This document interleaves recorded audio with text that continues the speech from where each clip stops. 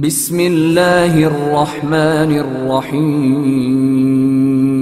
بسم اللہ الرحمن الرحیم اذن لم یبق الا ان یناقش فی الرجعہ من جہتین۔ موضوع ہمارا چل رہا تھا عقیدہ رجعت کے بارے میں۔ رجعت امامیہ اثنا عشریہ کا عقیدہ یہ ہے کہ قیام مہدی علیہ السلام کے وقت کچھ مردہ لوگوں کو اللہ تبارک و تعالیٰ پھر زندہ کرے گا، ان کو نئی زندگی ملے گی، ہر ایک کو نہیں، البتہ جو ایمان کے اعلیٰ درجے پر ہوں گے کچھ وہ لوگ ہوں گے اور کچھ وہ جو فساد کے لحاظ سے اعلیٰ درجے پر ہوں گے۔ یہ رجعت کوئی نئی چیز نہیں ہے، اس سے پہلے بھی جناب عیسیٰ علیہ السلام کے معجزات میں تھا کہ مردوں کو اللہ پاک جناب موسیٰ کے ہاتھ میں جو معجزہ تھا وہ زندہ ہوتے رہے ہیں۔ روایات متواترہ بھی موجود ہیں، ایک آدھ بھی نہیں، کثرت سے، کہ جس میں رجعت کا ذکر ہے۔ لہٰذا ہم اس عقیدہ رجعت کے حوالے سے امامیہ مطمئن ہیں، کسی پریشانی، کسی شک، کسی تذبذب کا شکار نہیں ہے۔ لیکن بہت سارے لوگ جو اس عقیدہ رجعت کو نہیں مانتے، قبول نہیں کرتے۔ آیت اللہ مظفر رحمۃ اللہ علیہ فرماتے ہیں کہ ان کی طرف سے اگر کوئی اشکال وارد ہوتا ہے تو وہ فقط دو قسم کا، یا تو وہ یہ کہیں گے کہ رجعت کا ہونا محالات میں سے ہے کہ ایک شخص اس دنیا سے جا چکا ہے، مر گیا ہے، دفن ہو چکا ہے، پھر اس کا دوبارہ اسی جسم کے ساتھ زندہ ہونا محالات میں سے ہے۔ یا تو کوئی بندہ یہ بات کرے، یا پھر دوسرا اشکال کہ جو روایات رجعت کے بارے میں آئی ہیں ان ساری روایات کی تکذیب کر دی جائے، یہ کہا جائے کہ یہ ساری روایات من گھڑت ہیں، یہ ساری جھوٹ ہیں، کوئی ایک بھی سچ، یعنی یا آپ اشکال کریں کہ رجعت محالات میں سے ہے، یا آپ یہ بات کریں کہ جناب ٹوٹل روایات جو رجعت پرداد کرتی ہیں ساری کی ساری جھوٹی ہیں، من گھڑت ہیں، تکذیب کریں۔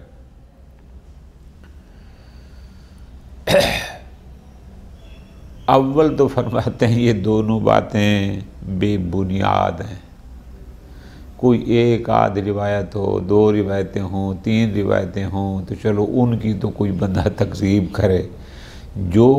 کثیر روایات جن کی سند بھی اس حد تک کہ تواتر کی حد تک، لفظی نہ ہو تو کم از کم معنوی حد تک، اگر ان کی تکذیب کریں گے تو پھر آپ کو کوئی روایت متواترہ ملے گی ہی نہیں، پھر آپ کس بنیاد پر روایات کی کسی چیز کو بیان کریں گے؟ باقی پہلا اشکال وہ بھی بے بنیاد کے محالات ہے۔ بھئی حضرت عیسیٰ کے زمانے میں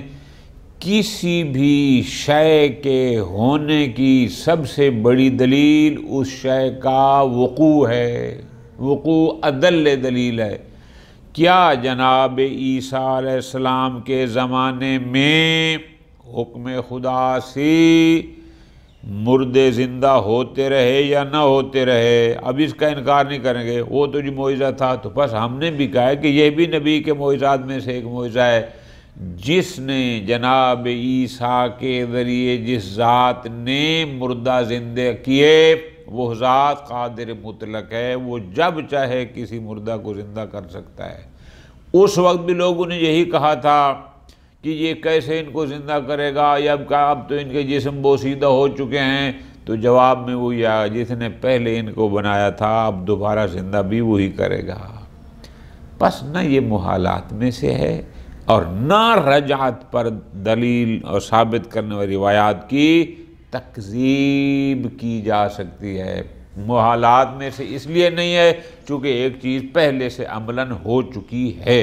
اور روایات کی تکذیب اس لیے کہ اگر ان ساری روایات جو تواتر کی حد تک ایماناً پہنچ چکی ہیں، اگر آپ ان کو نہیں مانیں گے تو پھر کوئی روایت بھی قابل اعتبار نہیں رہے گی۔ شیخ مظفر فرماتے ہیں فرض کرو ہم آپ کے دونوں اشکال مان بھی لیں کہ نہیں جی رجعت عملاً محال ہے، اچھا مان لیا، ایک لمحے کے لیے مان بھی لیں، روایات جو رجعت کو ثابت کرتی ہیں ساری من گھڑت ہیں، چلو مان بھی لیا۔ فرض کرو یہ دونوں نہ بھی ہوں تو عقیدہ رجعت رکھنے سے آیا انسان کافر ہو جاتا ہے، انسان مشرک ہو جاتا ہے؟ نہ، عقیدہ رجعت کیا ہے کہ اللہ مردوں کو زندہ کرے گا، اس میں کون سی بات ہے جو منافی توحید ہو اور آپ کہیں کہ یہ شرک ہے اور کفر ہے؟ نہ، کچھ بھی نہیں۔ روایات بھی کو بھی آپ نہیں لیں، آپ وہ کہہ بھی دیں، لیکن اس اعتقاد عقیدہ رکھنے سے اس سے کوئی فرق نہیں پڑتا، کوئی کفر و شرک لازم ہے۔ کیوں؟ بہت ساری چیزیں ہیں کہ جن کے بطلان پر روایات قائم ہیں، ادلہ ہیں، لیکن پھر بھی لوگ عقیدہ رکھتے ہیں، لیکن پھر بھی اس عقیدے والے کو کافر یا مشرک کہیں نہیں کہا جاتا۔ تو جب دیگر لوگ کوئی اعتقاد رکھتے ہیں جو خلاف مسلمات ہے، وہاں کفر و شرک کا فتویٰ نظر نہیں آتا، اور اگر امامیہ کوئی اعتقاد رکھتے ہیں وہاں پر آپ کفر و شرک کی باتیں شروع کر دیتے ہیں۔ نہ، فرماتے ہیں اذن لم یبکے، لہذا ہماری نزدیک واضح اور کلیئر ہے، ہم کسی تذبذب، کسی شک و شبہ کا شکار نہیں ہیں، ہمارے نزدیک عقیدہ رجعت حق ہے۔ پس لم یبکے الا ان یناقش فی الرجع، ہاں ممکن ہے کہ اس رجعت پر فقط دو لحاظ سے اشکال کیا جائے، یا تو یہ کہا جائے کہ انہا مستحیلۃ الوقوع، کہ اصلاً یہ ممکن ہے لیکن واقع نہیں ہو سکتی، پریکٹیکل حوالے سے یہ محالات میں سے ہے کہ ایک مر جائے اور پھر دوبارہ زندہ ہو، یا یہ اشکال ہو۔ الثانیہ، یا پھر کذب الاحادیث الواردۃ فیہا، رجعت کے بارے میں جتنی روایات ہیں سب کی تکذیب کر دی جائے، تمام روایات جن سے رجعت ثابت ہے وہاں یہ کہہ دیا جائے کہ یہ ساری جھوٹی ہیں، یہ ساری غلط ہیں۔ ان دو باتوں کے علاوہ آپ کے پاس کوئی چارہ نہیں، یا تمام روایات جو رجعت والی ہیں سب کی تکذیب کریں، آپ یہ فتویٰ لگا دیں کہ ساری غلط ہیں، یا آپ کہیں کہ ایسا عملاً ہونا محال ہے۔ خوب، ہم نے گزارش کر دی، آگے دوبارہ اس پر بحث ہوگی۔ محالات اس لیے نہیں کہ ایک شے پہلے ہو چکی ہے، جناب عیسیٰ کے دور میں مردے زندہ ہوتے رہے ہیں، تو اس کا مطلب یہ محالات میں سے نہیں ہے، اور پھر اتنی روایات کو کہ جو بلحاظ معنی تواتر کے حد تک ان کی تکذیب بھی ممکن نہیں۔ آگے فرماتے ہیں وَعَلَىٰ تَقْدِيرِ صِحَّةِ الْمُنَاقِشَتَيْن، بالفرض، علی تقدیر، بالفرض ہم آپ کی دونوں باتیں مان لیں، کیا کہ نہیں جی یہ رجعت محالات میں سے ہے، جو روایات رجعت کو ثابت کرتے ہیں یہ ساری من گھڑت ہیں، مان بھی لیں ایک لمحے کے لیے، تو فرماتے ہیں لا یعتبر اعتقاد بهذه الدرجہ من الشناع التي حولها خصوم الشیعہ، تو بھی بالفرض کے وقوع محال ہو، بالفرض کے وہ روایات غلط ہوں، تو بھی اگر کوئی بندہ اعتقاد بالرجعہ رکھتا ہے کہ اس کا عقیدہ ہے کہ رجعت ہوگی، تو اس سے اس حد تک دشمنی اور ناپسندیدگی نہیں ہونی چاہیے جتنی دشمنان تشیع نے کی ہے، کہ بالفرض اس رجعت پر کوئی حدیث بھی نہیں، محال عقلی بھی ہے، اور اگر شیعہ قائل بھی ہیں تو بھی یہ اس حد تک قابل دشمنی اور قابل نفرت نہیں ہے جتنی ہم نے مخالفین تشیع سے دیکھا ہے۔ کیوں؟ کم من معتقدات لباقی طوائف المسلمین، اور بھی تو بہت سارے مسلمانوں کے گروہ ہیں، کتنے سارے ایسے مسلمانوں کے گروہ ہیں جو ایسا اعتقاد رکھتے ہیں کہ حیا من الامور المستحیلہ، جو محالات میں سے ہے۔ کوئی اور کسی محال کا اعتقاد رکھے وہاں آپ کو کوئی سختی نہیں ہے، وہاں کوئی کفر و شرک کی بات نہیں ہوتی۔ اوِلۃ لم یثبت فیہا نص صحیح، یا کسی اور مسلمانوں کا کوئی گروہ کسی ایسی شے کا عقیدہ رکھے کہ جس کے بارے میں کوئی نص صحیح نہ آئی ہو، وہاں تو آپ کو کوئی مشکل نہیں۔ اور ایسے ہیں مسلمانوں، آگے ہم مثالیں دے رہے ہیں، مسلمان کے مختلف گروہوں کے فرقوں کے کتنے لوگ ہیں جو ایسے اعتقاد رکھتے ہیں کہ یا محالات میں سے ہیں یا ان کے بارے میں کوئی نص صحیح نہیں ہے۔ لکنھا لم توجب تکفیرا وخروجا عن الاسلام، لیکن پھر بھی وہ دائرہ اسلام سے خارج ہونے کا سبب نہیں ہے۔ ہم نے تو کبھی نہیں کہا کہ وہ خارج از اسلام ہے۔ مثلا مثال دے رہے ہیں، وَلِذَلِكَ أَمْثِلَةٌ كَثِيرَةٌ مثلا الاعتقاد بجواز سہو النبی، یہ عقیدہ رکھنا کہ نبی کو سہو ہوتا ہے۔ اب سہو نبی کا ہونے کا عقیدہ، ہم نے اس عقیدے والے کو کافر تو نہیں کہا۔ او عصیان ہی، یہ جو لوگ کہتے ہیں کہ نبی معصوم نہیں ہوتا، گناہ کر سکتا ہے، معصیت کی طرف رکھنے والا۔ اسی طرح الاعتقاد بقدم القرآن، جو قرآن کے حادث ہونے کی بجائے قدیم ہونے قائل ہیں کہ یہ نبی پر نازل نہیں ہوا بلکہ یہ قدیم ہے مثلا۔ اس طرح القول بالوعید، جو یہ اعتقاد رکھتے ہیں کہ اللہ تعالیٰ بالوعید مومن کو بھی عذاب دے سکتا ہے۔ یہ اعتقاد رکھنا کہ ان نبی لم ینص علی خلیفۃ من بعدہ، کہ پیغمبر نے اپنے بعد کسی خلیفہ کو معین نہیں فرمایا، حالانکہ ان اعتقادات پر کوئی نص صحیح نہیں ہے، لیکن پھر بھی یہ موجب کفر و شرک نہیں ہے۔ لہذا کوئی اور ایسا عقیدہ رکھے کہ جس پر نص صحیح نہ ہو، وہاں تو آپ اس کو موجب کفر و شرک قرار نہیں دیتے، لیکن جب مسئلہ شیعوں کا آ جائے، وہ بھی آپ کے بقول کہ نصوص ہیں، لیکن آپ کے بقول آپ اگر فرد کو مان بھی لیں کہ وہ ساری جھوٹی ہیں یا آپ تکذیب کریں، تو پھر یہاں شرک کیسے آ گیا؟ آیت اللہ مظفر فرماتے ہیں الا ان ہاتین المناقشتین لا اساس لہما من الصحہ، یہ دونوں جو اشکال کہ رجت کا ہونا محالات میں سے ہے یا رجت والی روایات ساری جھوٹی ہیں، یہ ایسے احتمال اشکالات ہیں لا جن کی کوئی بنیاد ہی نہیں ہے، اصلاً کسی لحاظ سے بھی یہ صحیح، دونوں اشکال صحیح نہیں ہیں۔ کیوں؟ اما ان الرجعۃ مستحیلہ، پہلا اشکال یہ تھا کہ رجت محالات میں سے ہے، تو ہم جواب میں کہتے ہیں کس نے کہا ہے رجت محالات میں سے ہے؟ قد قلنا، ہم نے گزشتہ درس میں یہ بیان کیا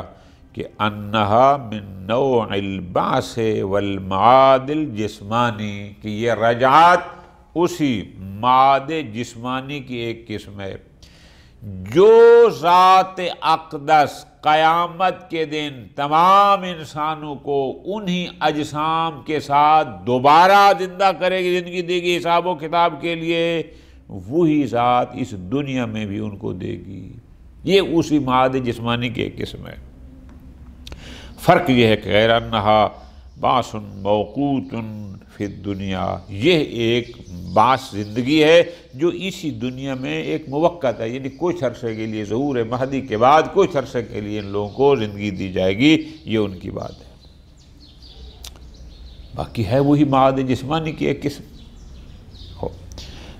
والدلیل علی امکان البعث، دلیل علی امکانہا، آیا بعث ممکن ہے؟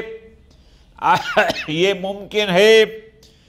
کہ اللہ تبارک و تعالی ان مردوں کو، ان تمام مرے ہوئے انسانوں کو دوبارہ سے زندہ کرے گا حساب و کتاب کے لیے۔ جی اگر بعث پر دلیل ہے تو وہی اس رجعت کے امکان پر بھی دلیل موجود ہے۔ اگر بعث ممکن ہے، یعنی بروز محشر سارے مردوں کا زندہ ہو جانا اگر وہ ممکن ہے تو یہ رجعت بھی ممکن ہے۔ جس دلیل سے وہ ممکن ہے اسی سے یہ ممکن ہے۔ لا سبب لاستغرابها الا انها امر غیر معہود لنا فیما الفناه فی حیاتنا الدنیا۔ لہذا اس رجعت کا قابل تعجب ہونا،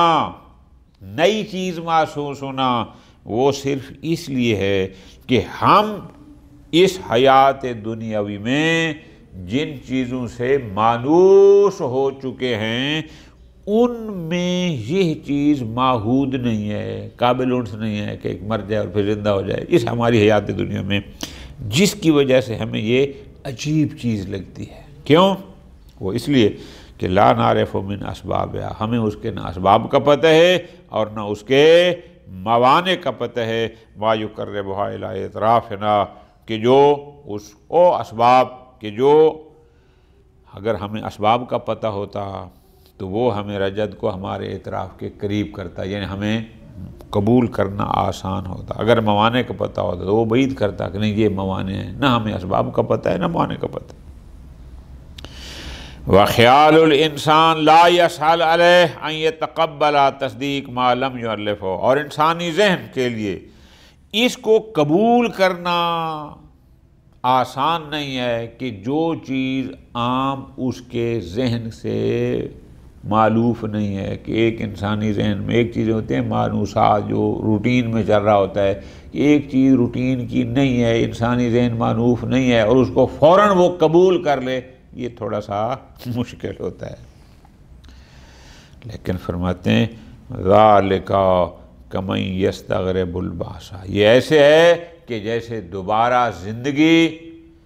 سے انسان تعجب کرے کہ یار مرنے کے بعد کیسے زندہ ہو سکتا ہے۔ قرآن میں یہی تھا،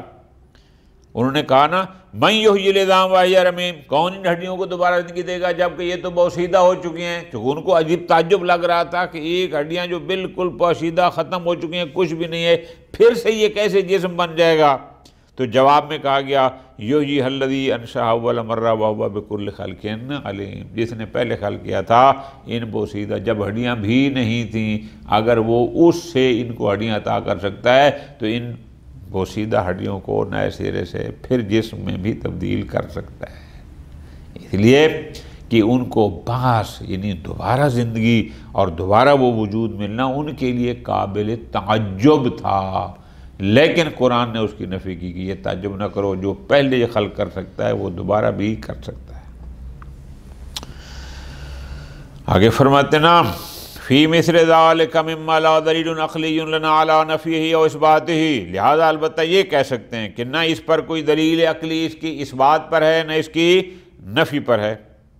اور نہ تخیل، یا ہمارا خیال یہ ہو کہ سرے سے اس پر کوئی دلیل ہے ہی نہیں۔ جناب اگر ہمارے پاس دلیل عقلی نہیں ہے یا ہمارا خیال ہی نہیں ہے، یلزمنا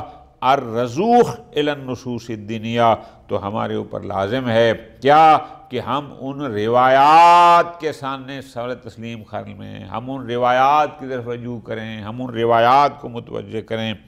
التی ہے یا مصدر الوحی الہی، جو مصدر وحی ہے پیغمبر کے فرامین، ائمہ کے فرمان، چونکہ وہ اپنی مرضی تو کچھ کہتے نہیں، جو کچھ اللہ ان کو حکم دیتا ہے وہی بیان کرتے ہیں۔ وَقَدْ وَرَدَ فِي الْقُرْآنِ الْكَرِيمِ، اور قرآن مجید میں آیات موجود ہیں ما یثبت وقوع الرجع الی الدنیا لبعض الاموات، جو یہ ثابت کرتی ہیں کہ کچھ مردہ اسی دنیا میں دوبارہ واپس آئے تھے۔ کون سی آیات؟ کہ معجزات عیسیٰ، جناب عیسیٰ کے معجزات یہی تھے، کیا سا فی احیاء الموتیٰ، کہ جناب عیسیٰ مردوں کو زندہ کرتے تھے، اللہ تعالیٰ نے ان کو جو معجزہ عطا فرمایا تھا۔ تو بس اس کا مطلب ہے پریکٹیکل لائف میں یہ ہو چکا ہے کہ بندہ مر جائے اور پھر زندہ ہو جائے. قرآن بھی یہی کہتا ہے اور آیت بھی یہی کہتی ہے کہ انہوں نے خود فرمایا تھا وَأُبْرِئُ الْأَكْمَحَ وَالْأَبْرَصَ وَأُحْيِي الْمَوْتَى بِإِذْنِ اللَّهِ، میں مردوں کو زندہ کرتا ہوں اذن خدا سے. بس اس کا مطلب ہے مردوں کا زندہ ہونا کوئی ایسی چیز نہیں کہ جو قابل وقوع نہ ہو، نہ ممکن ہے اور واقع بھی ہے. اسی طرح دوسری آیت میں یہی بات ہوئی تھی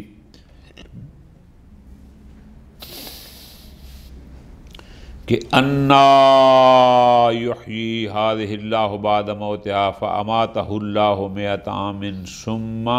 بعثہ، مار دیا اور 100 سال کے بعد پھر ان کو دوبارہ زندہ کر دیا. یہ کوئی نئی چیز نہیں. اس کا مطلب ہے یہ رجعت پہلے واقع ہو چکی ہے، یہ کوئی محالات میں سے نہیں ہے. یا پہلی آیت جو ہم نے کل پڑھی کہ ربنا امتنا سنتین، کہ تو نے ہمیں 2 دفعہ مارا، 2 دفعہ ہمیں زندگی دی، پھر ہمیں 1 دفعہ اور زندگی دے. تو اس کا مطلب ہے 2 موتیں اور 2 زندگیاں، یہ قرآن گواہی دے رہے ہیں.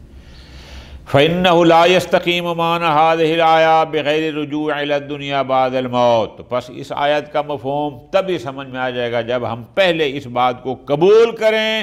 کہ موت کے بعد بھی اس دنیا میں رجوع ہو سکتا ہے اور ہوا ہے. اگر آپ بعد الموت اس دنیا میں رجوع کے قائل نہ ہوں تو پھر آپ آیت کا ترجمہ کیسے کریں گے کہ جو آج واضح کہہ رہی ہے کہ انہوں نے بارگاہ میں خدا میں کہا تو نے ہمیں 2 دفعہ زندگی دی، 2 دفعہ موت دی. فرماتے ہیں وَإِن تَكَلَّفَ بَعْضُ الْمُفَسِّرِينَ فِي تَأْوِيلِهَا، اگرچہ بعض مفسرین نے اور نظریہ رجع سے بچنے کے لیے ان کی بہت ساری تعویلیں کرنے کی کوشش کی ہے،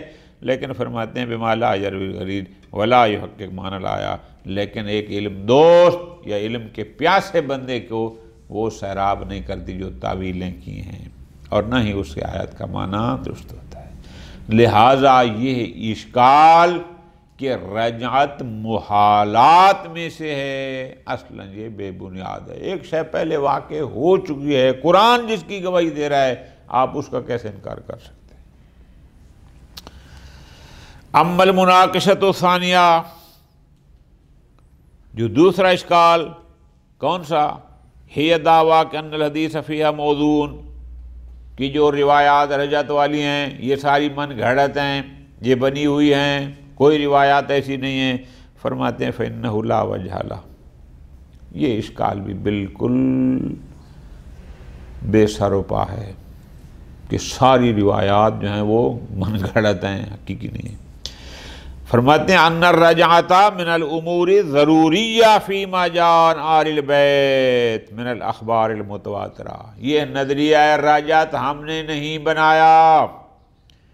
اہل بیت علیہ السلام سے جو روایات آئی ہیں وہ روایات متواترہ ہیں. ان روایات متواترہ کی روشنی میں ہم کہہ رہے ہیں کہ رجعت یہ واضحات اور بدیہیات میں سے ہے. ہمیں رجعت کے بارے میں کوئی شک و شبہ نہیں، اس لیے کہ ائمہ سے روایات متواترہ اس عقیدہ رجعت پر، نظریہ رجعت پر دلالت کرتی ہے. فرماتے ہیں وبعد ھذا، جب ائمہ علیہ السلام سے روایات متواترہ اس رجعت پر دلالت کرتی ہیں، فرماتے ہیں افلا توجب من کاتب شہیر جد المعرفۃ احمد امین فی کتابہ فجر الاسلام. مصر کا ایک عالم ہے احمد امین، اس کی کتاب ہے فجر الاسلام. یہ 1886 میں پیدا ہوئے، 1954 عیسوی میں فوت ہوئے. ان کا دعویٰ ہے کہ وہ، ان کی اور بھی 8-10 کتابیں اور بھی ہیں، اور دعویٰ ہے کہ وہ بڑے علم و فضل اور معرفت والے ہیں. اچھا، اس شریف آدمی نے کیا کہا؟ تعجب ہوتا ہے، یعنی ایسے بندے سے کہ جس کی اتنی ساری کتابیں ہوں اور اس کا دعویٰ ہو کہ میں علم و حکمت کا پتہ نہیں پہاڑ ہوں اور کیا ہوں. یہ مصر کے تھے، قاہرہ کے. اب اس نے کیا کہا؟ اس نے کہا الیہودیت ظہرت فی التشیع بالقول بالرجعہ، کہ ان امامیہ نے جب عقیدہ رجعت کا اظہار کیا تو اس عقیدہ رجعت سے ان میں یہودیت واضح ہو گئی. یعنی کیا مطلب کہ رجعت کا عقیدہ تو یہودیوں کا ہے اور تشیع میں بھی یہ عقیدہ ہے، لہٰذا ان میں یہ یہودیت ظاہر ہو گئی، یہ اس شریف نے کہا۔ آیت اللہ مظفر فرماتے ہیں فَأَنَا أَقُولُ لَهُ عَلَى مُدَّعَهُ، اگر رجعت کا عقیدہ شیعہ رکھے تو آپ کہتے ہیں اس سے تشیع میں یہودیت ظاہر ہو گئی، تو میں جناب کو ایک بات کرتا ہوں، یہودیت ایضاً ظاہرت فی القرآن بالرجع، قرآن نے بھی رجعت کی بات کی ہے، واقع بھی ہوئی ہے، کیا اس میں بھی یہودیت ظاہر ہو رہی ہے؟ کما تقدم ذکر القرآن، ہم نے یہ آیات دکھائی ہیں کہ آیات واضح کر رہی ہیں کہ مردے زندہ ہو سکتے ہیں، ہم بھی یہی کہتے ہیں مردہ زندہ ہو سکتے ہیں، کیا قرآن میں بھی یہودیت ظاہر ہو رہی ہے؟ وَنُزِيدُهُ، اور مزید برآں ہم یہ کہتے ہیں والحقیقہ لا بد انه لا بد ان تظہر اليہودیہ والنصرانیہ فی کثیر من المعتقدات والاحکام الاسلامیہ، اس لیے کہ جو تحریف سے پاک یہودیت تھی، جو حضرت موسیٰ کو مانتے تھے، تحریف سے پاک جو عیسائیت تھی، جناب عیسیٰ کو مانتے تھے، ظاہر صاحب شریعت تھے جناب عیسیٰ، تو اگر سابقہ ادیان کے کچھ احکام اسلام میں آ جائیں تو اس کا قطعاً یہ مطلب نہیں ہے کہ ان میں یہودیت یا عیسائیت ظاہر ہو گئی ہے، اس لیے لأن النبی الاکرم جاء مصدقا لما بین یدیہ من الشرائع السماویہ، اس لیے کہ پیغمبر اکرم صلی اللہ علیہ وسلم نے سابقہ شریعتوں کی تصدیق کی کہ دین ابراہیم حق تھا، دین عیسیٰ حق تھا، دین موسیٰ حق تھا، پیغمبر نے ان کی کوئی تکذیب نہیں کی خدا نخواستہ سب غلط تھا، نہ وہ اللہ کے نبی تھے، ان کا دین حق تھا۔ یہ اور بات ہے کہ بعض احکام ان میں سے منسوخ ہو گئے جو اس شریعت میں تھے اس میں نہیں ہیں، پیغمبر نے یہ نہیں کہا کہ وہ دیکھو نا جی تکذیب اور شے ہوتی ہے، تکذیب ہو کہ وہ سب من گھڑت تھا یعنی حکم خدا نہیں تھا، نہ ایسا نہیں، پیغمبر نے فرمایا جناب عیسیٰ اللہ کے نبی تھے، ان کی شریعت حق تھی، جناب موسیٰ اللہ کے نبی تھے، ان کی شریعت حق تھی، جناب ابراہیم فلاں جو سارے اس سے پہلے انبیاء تھے سب کی انہوں نے تصدیق کی، ٹھیک ہے جی۔ خوب اب بعض احکام ان میں سے منسوخ ہوئے، ٹھیک۔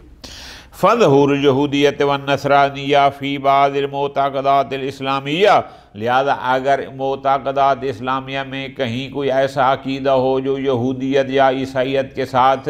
کے مطابق ہو تو یہ اسلام میں کوئی عیب نہیں ہے، کیوں؟ اس لیے کہ اگر جو تحریف سے پاک یہودیت اور عیسائیت تھی وہ بھی سارے کے سارے دین حق تھا اس زمانے کے حساب سے، بعد میں اسلام آ گیا تو ظاہر اب اس پہ عمل کرنے، اگر ان میں سے کچھ احکام اسلام میں آ جائیں تو اس کا مطلب یہ نہیں کہ ان میں یہودیت یا عیسائیت ظاہر ہو گئی ہے۔